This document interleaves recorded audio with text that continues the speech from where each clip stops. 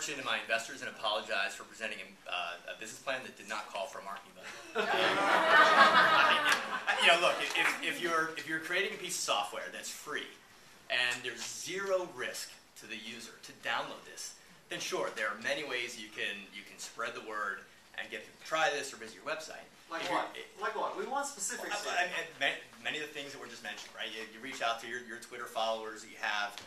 You reach out to appropriate bloggers. You find the forums, and you make all that noise. But if you're asking people to pay for something, that's a very different scenario, right? If you are out there to try to convince people that, hey, I've created a product that is so valuable, you should pay me some amount of money and take some risk, then it's not enough to just reach out to the few hundred people or the few thousand people who may be following you. It doesn't work. And if you think about what most advertising is all about, it's not really reaching out to the end users.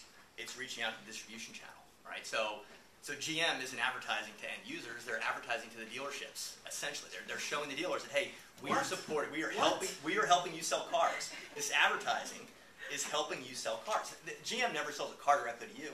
You buy the car from the dealer. Clorox never sells you a bottle of bleach. You buy it at the supermarket. The advertising that they do is intended to support how many agree with this? The channel. How many disagree with it? Okay. A lot of shy people. Not all that, they were not 100% patient. You're saying that you have a free site. So. Well, it's mostly free, right?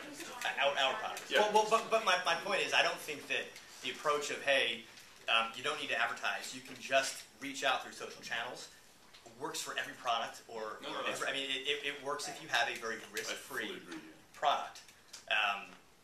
But do you believe, let's say it's a product for sale, do you think that distribution channel generates demand or merely fills something that people are demanding? So is the question, I'm sorry, let me make sure I understand the question.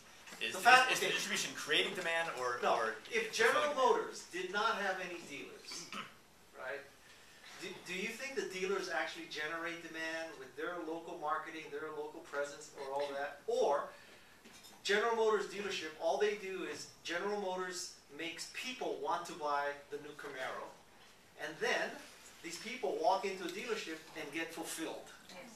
Well, look, let's face it, our entire economic structure is based on companies selling something to someone else. And in many cases, it's because you already arrived at the conclusion that I needed that. In many cases, they go, you know what, I had no idea I needed that product, but now that I see it and I realize the problems that it solves for me, I'm pretty interested in getting it. And there are many examples, I think, where we've purchased products that I never would have woken up and thought I needed an iPod, but now that I can see all the great things it does and the value it brings, okay, that's pretty interesting, and I'm willing to